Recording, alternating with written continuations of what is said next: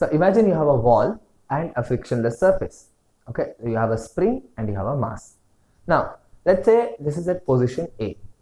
Okay, now what we do is we stretch the spring and let's say we come till point B. Now if you leave the mass, then what happens? It passes A and it reaches a point C. Okay, and then again because of the restoring force it comes back at A, correct? Now what we are doing is what will be the potential and kinetic energy of this particular system. Okay, now see at point B it's completely potential because we are stretching the spring, right? Let's say x naught distance has been moved from point A. Now the potential energy becomes half k x naught square and kinetic energy is 0, correct?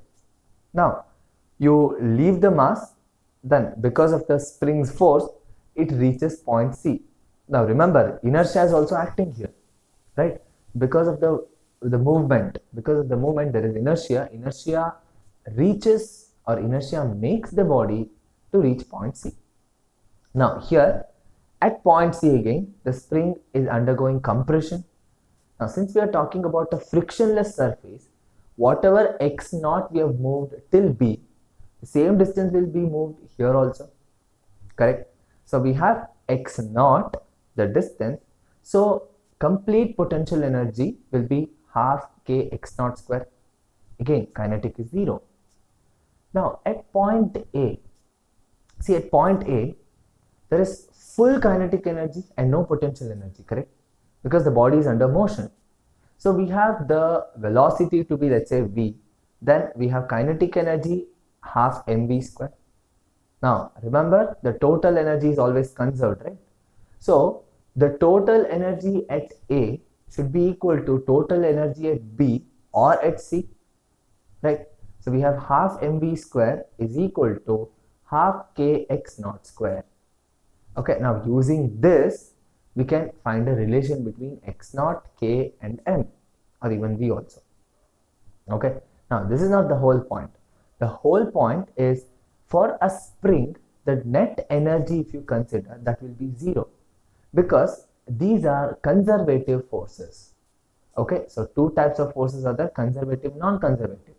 Now when we talk about conservative force, here the path in which you are going to do certain amount of work is not coming in the picture.